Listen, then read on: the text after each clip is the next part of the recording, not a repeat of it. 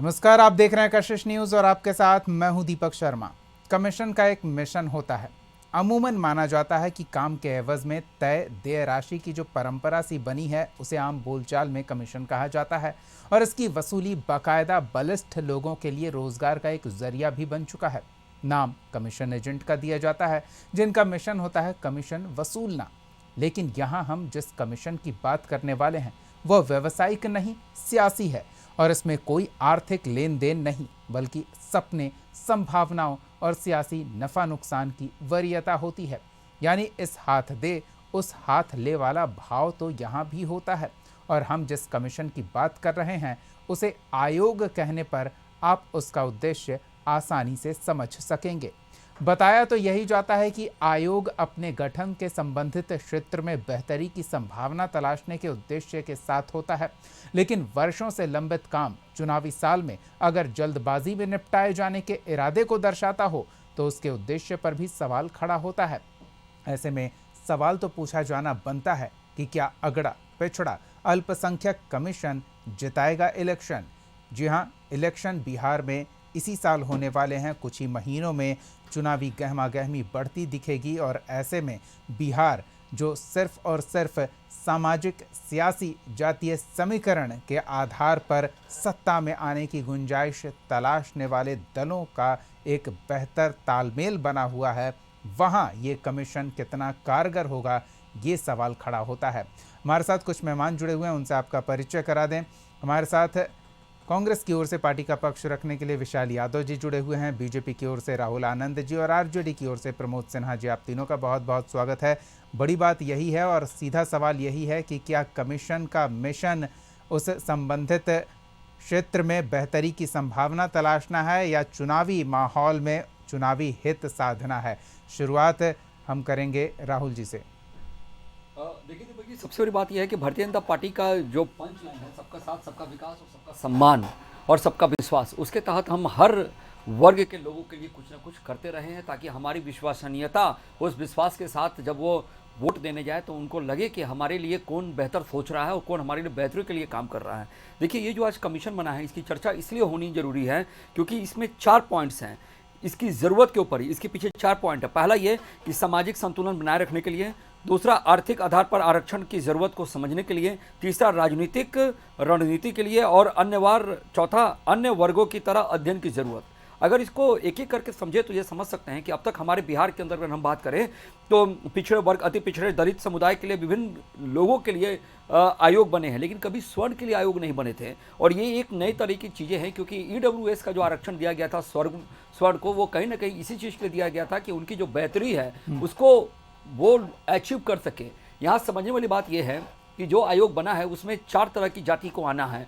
भूमिहार आएंगे, राजपूत आएंगे, कायस्थ आएंगे और ब्राह्मण आएंगे। ये 4 जाति के लोग जो गरीबी रेखा में अभी भी रह रहे हैं, उनके लिए क्या किया जा सकता है सरकार की तरफ से, ये अब समझने की ज़रूरत है। क्योंकि जो लोग वोट की राजनीति करते थे, उस वोट की राजनीति का जो अश्वमेध का जो घोड़ा है उसको रोका जा चुका है। वो इसलिए रोका जा चुका है क्योंकि अब हमें दिखाना है कि हम सबके लिए क्या किए हैं। क्योंकि जनता के बीच में जब हम जाएंगे तो बिहार को अब तक क्या दिया और क्या देंगे और क्यों हमें चुनने की आवश्यकता है। जी चलिए, हम यही सवाल लेकर प्रमोद जी के पास चलते हैं। प्रमोद जी, चुनावी साल है तो सवाल उठना स्वाभाविक है, लेकिन आयोग का गठन किया गया है तो उम्मीद भी बढ़ी है।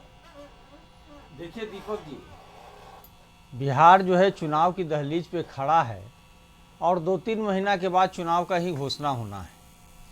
अब आप देखिए कि जब महागठबंधन की 17 माह का कार्यकाल था उसमें 5 आयोग का गठन किया गया था, लेकिन महागठबंधन से जैसे ही माननीय मुख्यमंत्री नीतीश कुमार जी अलग होते हैं, एनडीए में जाते हैं, उन तमाम आयोगों को भंग कर दिया जाता है और पुनः जब अब चुनाव नज़दीक आ गया है तो आयोग का गठन किया गया है। तो ये समझने के लिए पर्याप्त है और बिहार की जनता भी भली भांति जानती है, समझती है इस बात को कि चुनाव को देखते हुए माननीय मुख्यमंत्री नीतीश कुमार जी ने इस प्रकार का काम करने का काम किया है। अब देखिए, कुछ दिन पहले जब महागठबंधन की सरकार थी तो जातीय सर्वे हुआ था और जातीय सर्वे में ये बातें साफ और स्पष्ट रूप से सामने आई थी कि 94 लाख जो परिवार है वो गरीबी रेखा से नीचे है, यानी कि 6,000 रुपया से कम मासिक पर गुजर बसर करती है। उसमें सवर्ण जाति के भी लोग थे।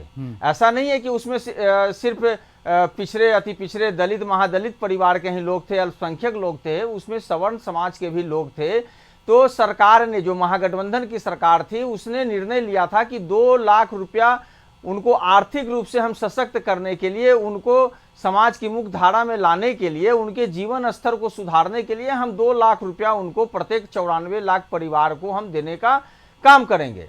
तो दूसरी बात है, जो भूमिहीन है, जिनके पास भूमि नहीं है, उसमें सवर्ण समाज के भी लोग आए हैं उस सर्वे में, जो भूमिहीन है, तो उनको था कि 1 लाख रुपया हम उनको देंगे उसके लिए, और मकान बनाने के लिए 1,20,000 रुपया हम देने का काम करेंगे। लेकिन जैसे ही महागठबंधन की सरकार से अलग हुए हम लोग, उसके बाद जो है वो बातें जो है पीछे चली गई, उस पर कोई काम नहीं हुआ। तो हमारा सवाल यही है, सरकार की जो मनसा है, अगर सरकार की मनसा साफ और स्पष्ट है कि जनता के हित के ख्याल में को रखते हुए, उसके दृष्टिकोण से अगर वो आयोग का अगर गठन करते, तो उसके पहले जो जातीय भी सर्वे हुआ, उस सर्वे में जो रिपोर्ट सार्वजनिक रूप से सामने आया, और जिसमें जो है राज्य की 34% आबादी 6,000 से कम पर गुजर बसर करने पर बाध्य थी, और उसके अतिरिक्त 30% आबादी जो है वो 10,000 रुपया से कम पर, यानी कि राज्य की 2/3 आबादी जो है 10,000 रुपया से कम पर गुजर बसर, तो उसके उत्थान के लिए, उसको समाज की मुख्य धारा में लाने के लिए सरकार ने जो उस समय तत्कालिक घोषणा भी करने का काम किया था, उस पर पूर्ण विराम लगाने का काम किया। बताएं ना सत्ता पक्ष के लोग कि उस पर कितने लोगों को 2 लाख रुपया दिया गया, भूमिहीनों को जमीन के लिए पैसा आवंटित किया गया और मकान बनाने के लिए आवंटित किया गया। हम जान लेंगे, राहुल जी तैयार हैं जवाब देने के लिए, लेकिन मनसा जो है साफ और स्पष्ट है। और जहां तक बात है सवर्ण आयोग की, तो सवर्ण आयोग का गठन जो है 2011 में पहली बार हुआ था, और DK त्रिवेदी जो है उसके अध्यक्ष थे।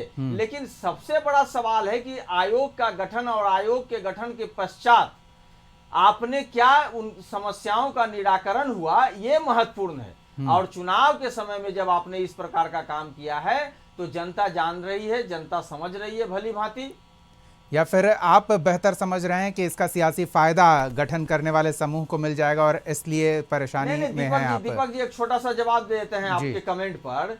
ये देखिए, बिहार की जनता तो पहले से समझ रही है ना। 2020 के पहले जब 4.5 लाख रिक्त पद पड़ा हुआ था, और मुख्यमंत्री नीतीश कुमार जी कहता है नौकरी देंगे, पैसा कहां से लाएंगे। तो ये तो बहुत महत्वपूर्ण बात है ना। युवा जो है ओवर एज हो जा रहे थे, उनके लिए आप काम नहीं कर रहे थे। जो बहालियां कर रहे थे नियोजन के आधार पर और संविदा के आधार पर कर रहे थे, अस्थायी नौकरी देने का काम आप नहीं कर रहे थे। ये तो महागठबंधन की सरकार में हमारे नेता आदरणीय तेजस्वी प्रसाद यादव जी ने करने का काम किया। 5 लाख सरकारी, यही तो नीतीश कुमार मंच पर कहते हैं कि करने का क्रेडिट ले लेते थे, लेकिन करते हम थे, उसका भी क्रेडिट लेते थे, इस कारण हमने उनसे दूरी बना ली। चलिए हम इस पर आगे बातचीत करेंगे।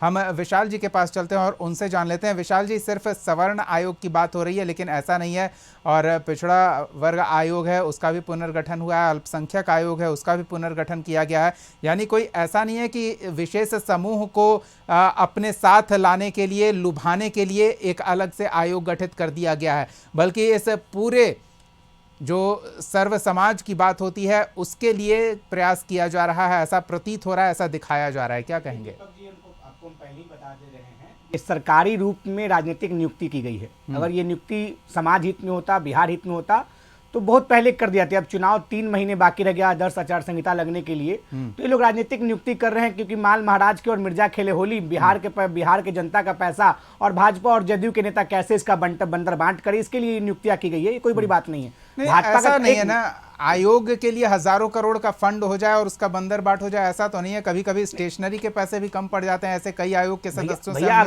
अगर सरकार, अगर भाजपा और जदयू की सरकार बिहार के हित में सोचती तो आयोग कब का गठन हुआ? जब हमारी महागठबंधन की सरकार थी तो आयोग थी, और जब गठबंधन की सरकार हटी तो आयोग नीतीश कुमार जी ने बंद कर दिया। आखिर क्यों बंद कर दिया? अगर बिहार के हित में था तो पहले भी था और आज भी था, लेकिन ये बंदर बाट करने का ये तरीका। और देखिए, भाजपा का काम ही होता है झूठ फैलाना। अभी भाजपा के प्रवक्ता राहुल जी कह रहे थे पहली बार स्वर्ण आयोग बना। भैया 2011 में भी स्वर्ण आयोग बन चुका था। वो अलग बात है कि आप लोग बोलिएगा नहीं, क्योंकि भाई काम कोई और करे, नाम किसी और का। स्वर्ण आयोग के लिए कई बार विपक्ष के नेताओं ने, विपक्ष के घटक दलों ने आंदोलन किया, संघर्ष किया, और आज आयोग बना, फिर दूसरी बार बना। इसका कितना इसका सर्वे रिपोर्ट जो आता है, जो प्रस्ताव बनता है, ये लागू होना चाहिए। और बताने वाली बात है, जो जाति जनगणना होने वाला था, उस जाति जनगणना में ही कहा गया था कि हम सर्व समाज की बात करेंगे, और जाति जनगणना का विरोध कौन कर रहा था? भाजपा और जदयू के लोग। भाजपा के ही नेता थे, जो करे जात की बात उसको मारो 2-4 लात, नितिन गडकरी जी ने कहा था। और जाति जनगणना जब हुआ तब बिहार में ही ये प्रस्ताव हुआ था महागठबंधन की सरकार में कि 94 लाख परिवारों को 2-2 लाख रुपया देने का वादा हुआ था। बताया भाजपा और जदयू का प्रवक्ता कितने बिहार के लोगों को, और उसमें केवल SC ST OBC नहीं थे, उसमें स्वर्ण समाज के भी लोग थे। कितने स्वर्ण समाज के, अभी बहुत स्वर्ण समाज का ये पुल बांध रहे थे, कितने, चलिए SC ST OBC को छोड़िए, अब कितने स्वर्ण समाज को दिए 2 लाख रुपए, कितने लोगों को दिए? एक भी नहीं, क्योंकि ये लोग देना ही नहीं चाहते, ये लोग केवल बंदर बाट करना चाहते हैं कि नाम जनता का हो और काम इनकी झोली भाजपा और जदयू के नेताओं का भरना हो। ये भी तो कह सकते हैं चलिए देर आए दुरुस्त आए। विशाल जी, भैया पहली करे 3 महीने में चुनाव, ये सब चुनावी लॉलीपॉप है। चुनावी लॉलीपॉप से बिहार की जनता मूर्ख नहीं बन सकता है। आप अगर जनता के हित के लिए सोचते, बिहार के हित के लिए सोचते, अगर सही में स्वर्ण समाज के हित के लिए सोचते, SC ST OBC समाज के हित के लिए सोचते, पहली बात तो आपको बता दी, ये राजनीतिक नियुक्ति जो की गई है रूसे और फूले को मनाने के लिए किया गया। चाहे चाहे वलावी जी का नाम लिया जाए, अल्पसंख्यक आयोग चेयरमैन बने हैं, चाहे वो SC ST के लोगों का नाम लिया जाए। पहले वक्फ बोर्ड के मुद्दे पर ये नाराज थे, इनको मनाने के लिए चुनावी लॉलीपॉप दे दिया गया। खैर लॉलीपॉप से कुछ होने जाने वाला है नहीं। बिहार का जनता मूड बना लिया कि सर सभी लॉलीपॉप को मुंहतोड़ जवाब देगा और 25 में महागठबंधन की सरकार बनाएगा। राहुल जी, ये तो मानने को तैयार ही नहीं है कि सरकार की नीयत भी है कि वर्ग विशेष का कुछ हित सधे, उनके समस्याओं को लेकर बातचीत हो और समस्याओं के समाधान को लेकर काम हो। ये बस लुभाने का एक प्रयास है, आई वॉश है। दीपक जी देखिए, हमारे जो दोनों प्रवक्ता हैं आरजेडी के और कांग्रेस के, उनके बारे में एक ही चीज़ कहना चाहूँगा कि एक बहुत पुरानी कहावत है, ऊँट और सियार की स्टोरी। मैं बस 1 मिनट में समाप्त करूँगा। अहम रूपम महाध्वनि। पता है, ऊँट की शक्ल को देखकर सियार बोलता है कि कितना सुंदर दृश्य है, कितना सुंदर मुखौटा है, ऐसा तो मैंने कभी देखा ही नहीं था। और सियार के आवाज़ को सुनकर ऊँट बोलता है क्या, कितना मधुर आवाज़ है, कितना मधुर आवाज है। देखिए ये लोग कर क्या रहे हैं, आरजेडी और कांग्रेस का एक ही हाल है, अहम रूपम महाध्वनि पे हैं ये लोग। और मैं आपको बता दूं, सुनिए मैं बता दूं, इनके आरजेडी के राष्ट्रीय अध्यक्ष ने क्या कहा था, आरजेडी के अध्यक्ष ने कहा था फॉरवर्डों का बहिष्कार किया था, सामाजिक स्तर पर किया था। ये मुझे बता दें कि भूरा बाल साफ करो की बातें चली थी कि नहीं चली थी, ये मुझे क्लियर करें। और अगर दिखलाने का काम क्या प्रचार क्या इस तरह की बातें हुई थी करके मुझे बता दें। ये मैं यही कहता हूँ, जो जाति सर्वे की बात कर रहे थे, देखिए 2010 के बिहार विधानसभा के चुनाव के ठीक पहले छपरा के जनसभा में जहां सर्वे ही गलत है, अब बताएं उन्होंने घोषणा किया था कि अगर क्या राहुल गांधी सही थे कि आप सही हैं, कि आरजेडी वाले सही हैं, सवर्णों को आरक्षण देंगे आर्थिक आधार पर। देखिए मैंने कहा ना, भूरा बाल साफ करो, भूरा बाल। अरे विशाल जी, ये जो आप सत्य बोल रहे हैं, सबूत इनके पास नहीं है और एक सबूत नहीं है और केवल झूठा प्रचार। मैं मान जाऊंगा आपकी जो मनसा है, आपकी जो भावना है, वो जनता को ठगने की है, करेंगे पर आप क्यों नहीं बोल रहे? अरे जो आरक्षण का दायरा बढ़ाया गया, जो 65% किया गया और 10% जो है EWS का यथावत रखा गया, 75% का विरोध किसने किया? EWS का विरोध किसने किया? EWS में क्यों नहीं शामिल किया? राहुल जी ये तो कह रहे हैं कि EWS की मांग भी इनके ही नेता ने की थी। चलिए हम इस चर्चा को जारी रखेंगे, एक छोटे से ब्रेक का समय हो चला है, ब्रेक के बाद लौटेंगे तो बातचीत को जारी रखेंगे। और आप हमारे साथ जुड़े मेहमानों के तेवर से ये समझ सकते हैं कि मामला कितना संजीदा है और आयोग के गठन को सिर्फ उस वर्ग विशेष, उस समूह के लिए गठित आयोग के तौर पर न देखकर चुनावी माहौल में सियासी हित साधने के तौर पर भी देखा जा रहा है। चर्चा जारी रहेगी, इस ब्रेक के बाद बने रहिए हमारे साथ। के बाद स्वागत है आपका। ब्रेक में भी ये चर्चा बरकरार थी क्योंकि मुद्दा ही इतना संवेदनशील है। असल में A to Z की बात होती है, सर्व समाज की बात होती है, और ऐसे में अगर सवर्ण आयोग का गठन कर दिया जाए तो लोकसभा चुनाव के दौरान ये आंकड़ों के आधार पर बताया जा रहा था कि NDA खेमे से अगड़े छिटके हैं और अब चूंकि विधानसभा चुनाव है तो उसकी क्षतिपूर्ति होनी जरूरी मानी जा रही है। और सियासी जानकार ये बता रहे हैं कि क्षतिपूर्ति की कोशिश की जा रही थी, लेकिन कुछ कारगर उपाय न मिलने के बाद आज ही एक चीज़ की घोषणा की गई है और वो है सवर्ण आयोग की। क्या ये क्षतिपूर्ति के तौर पर देखा जाएगा, अगड़ों को साथ लाने की कवायद के तौर पर देखा जाएगा, उनकी नाराज़गी दूर करने के तौर पर देखा जाएगा? चर्चा इसी पर हो रही है और हम एक बार फिर अपने मेहमानों के पास चलेंगे और प्रमोद जी से जानना चाहेंगे कि प्रमोद जी, आप काफ़ी चीज़ें कह रहे थे, लेकिन अगर सरकार किसी समूह के लिए बेहतरी के लिए कुछ संभावना तलाश रही है तो उसे सीधे चुनाव से जोड़कर कैसे देखा जाए?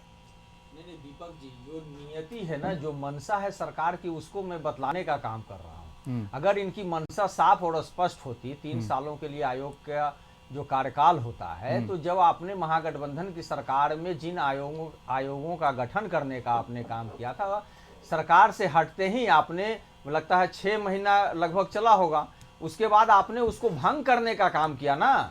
तो मंशा तो साफ और स्पष्ट दिखता है। अब चुनाव नजदीक है, 2-3 महीना पहले आप जैसे आयोग का गठन करते हैं, मतलब इस आयोग का चुनाव में इस आयोग का इस बात को लेकर कोई गारंटी नहीं है कि अगर एनडीए की सरकार बनी तो आयोग की रिपोर्ट, क्योंकि 3 साल बाद रिपोर्ट देनी है, तो अगर सरकार बनी या ना बनी उससे आयोग का कोई लेना देना नहीं है। आयोग का तो अपना कार्यकाल पूरा करके अपना रिपोर्ट सौंपने का काम है, वो पूरा किया जाएगा। विशाल जी, होना तो आयोग, जब आपने 3 साल के लिए किसी आयोग का गठन किया है तो उसको तो पूर्णकालिक समय देने का जरूरत है। लेकिन आपने पिछले, जो मैंने कहा कि 17 माह के अल्पकाल में जो आयोग का गठन हुआ था, उसको आपने भंग करने का काम किया, और आज आप आयोग का गठन कर रहे हैं, तो मंशा तो साफ उठता है। लेकिन सबसे बड़ा सवाल क्या है ना दीपक जी, कि ये अब लाख इस प्रकार के पैतरे अपनाने का काम कर लें। बिहार की जो हकमारी है, बिहार के साथ इन लोगों ने जो छल करने का काम किया है, डबल इंजन की सरकार के बावजूद,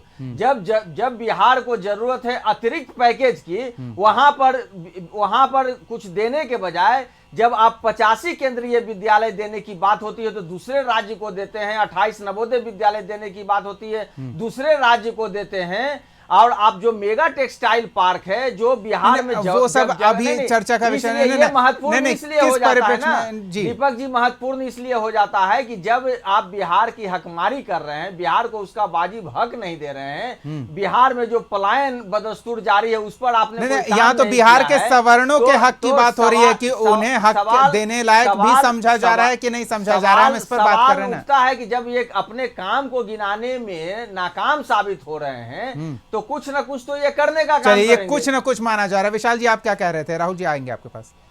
देखिए, कहना कुछ नहीं है, बस यही कहना है कि ये लोग केवल राजनीतिक ड्रामा कर रहे हैं और राजनीतिक ड्रामा से कुछ होने वाला नहीं। आप कहा कि 3 साल का ये कार्यकाल होता है। जब 3 साल का कार्यकाल होता है तो जो होता है नहीं होता है, 3 साल का कार्यकाल बताया गया है कि उसके बाद कम से कम उस समय में अपनी रिपोर्ट, जो हमारी सरकार थी, तो रिपोर्ट तो आएगी, सरकार किसी की रहे। हमारी जब सरकार थी, 17 महीने की सरकार थी, पिछड़ा आयोग गठन हुआ था और कई आयोग का गठन हुआ था, सबको बंद कर दिया गया, सबको खत्म कर दिया गया, क्योंकि इनकी नियत ही नहीं थी लोगों को काम करवाने, लोगों को काम देना।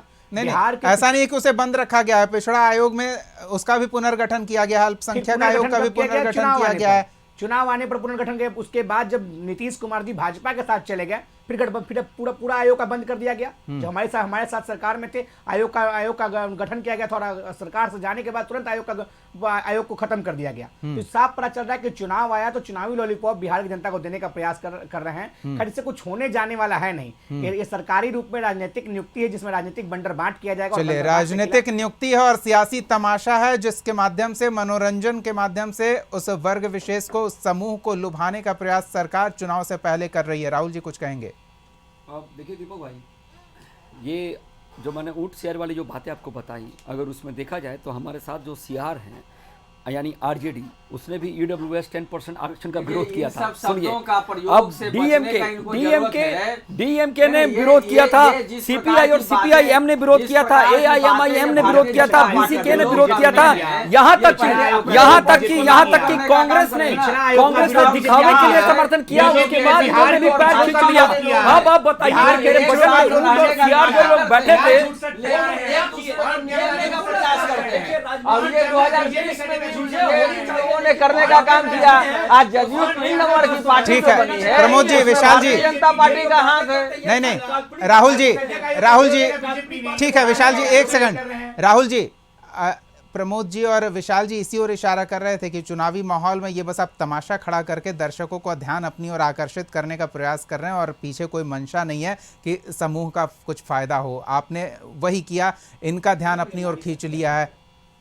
देखिए जो ये बातें कर रहे थे अभी कि विशेष पैकेज की सबसे ज्यादा जरूरत है, जरा मुझे बताएंगे कांग्रेस के हमारे साथी। नहीं नहीं, पैकेज तो बाद की बात है ना, पैकेज के लिए वो समूह हकदार कितना है ये भी तो दर्शाना होगा ना। वही आ रहे हैं दीपक जी, वही आ रहे हैं 2004 से 2000 ये बतलाने नहीं ये बतलाने की जरूरत है क्या? ये बतलाने की जरूरत है कि और 2001 की सरकार में जितने एसेट थे उसको एनेक्स में कन्वर्ट किया गया, दोनों लोगों को सिखा कर भेजा गया है। वहां तक जो है सरकार बनाने का काम किया। राजीव गांधी विद्युतीकरण योजना, ग्रामीण सड़क योजना, देखिए ऐसे किसी की आवाज स्पष्ट रूप से नहीं जा पा रही है। ठीक है, नहीं ऐसे विशाल जी, हाँ सुन लिए आपकी बात। नहीं विशाल जी, एक सेकंड नहीं ठीक है विशाल जी, ऐसे एक साथ अगर सब लोग बोलेंगे तो आवाज किसी की नहीं जाएगी। नहीं राज्यांश केंद्रांश वो दूसरा विषय है। राहुल जी, हम अगर आयोग पर ही फोकस करें, आप देखिए आरजेडी अब A to Z की बात कर रही है। आप ही इन्हें माई समीकरण वाली पार्टी कहा करते थे, अब ये A to Z की बात कर रहे हैं। इन्होंने सियासी समीकरण का गुणागणित समझा है और कुछ अगर बदलाव किया है तो क्या आप भी वही करते नजर आ रहे हैं? इन्हें तो वही दिख रहा है कि इन्होंने जो प्रयास किया एक बड़ा वोट बैंक तैयार करने का, आप भी वही कोशिश करते दिख रहे हैं। तो यहां बढ़त किसे मिलेगी ये कोशिश है। क्या आयोग का गठन करके आप उन्हें बेहतर तरीके से लुभा पा रहे हैं? दीपक जी, जो मैंने उदाहरण दिया था अहम रूपम महाधोनी का, जब भी मैं कोई बातें कर रहा हूँ दोनों लोग लेके दबा दे रहे हैं, इधर से ऊंट, इधर से आप समाज का उदाहरण देना, आप जंगल में चले जा रहे हैं। अरे सुनिए तो उपमा को अपने ऊपर लागू कर लीजिए ना। अगर उस उपमा को अपने ऊपर आप लागू कर लीजिएगा, अरे आप साथ में रहते हैं एनडीए में, आप नीतीश कुमार जी को जैसे किनारे करने का प्रयास किए, मुख्यमंत्री नीतीश कुमार जी ने लिखन कहने का काम किया, लोजपा को दो भार करने का काम किया। और जहां तक गारंटी योजना की बात है, जहां तक गारंटी योजना की बात है, वो आरजेडी वाले ही भारतीय जनता पार्टी का कट कॉपी पेस्ट कर रहे हैं, क्योंकि मोदी की जो गारंटी योजना थी, मोदी की गारंटी लिखने लगे कि ये तेजस्वी की गारंटी है, ये तेजस्वी की गारंटी है, रोजगार देने का अंदाजा लगा लीजिए, इसी से अंदाजा लगा लीजिए अहम रूपम महाधोनी वाले लोग कितने प्रतिकार कर रहे हैं। अहम रूपम महाधोनी वाले लोग महाधोनी वाले लोग कितना प्रतिकार कर रहे हैं दीपक जी, आप देख लीजिए। हिमाचल प्रदेश इस बात की गारंटी कोई नहीं ले रहा है। नहीं विशाल जी ठीक है, कांग्रेस पार्टी का कॉपी पेस्ट बीजेपी नहीं बिल्कुल गारंटी वाली बात ठीक है, लेकिन यहाँ तो व्यक्ति विशेष की गारंटी नहीं होती है, तो फिर योजनाओं की गारंटी क्या होगी? और धरातल पर अलग अलग राज्यों में घोषणाएं करके उन्हें किस तरह से पूरा किया जा रहा है ये लोग भी देख रहे हैं और समझ रहे हैं। संचार के साधन बहुत ही विकसित हो चुके हैं।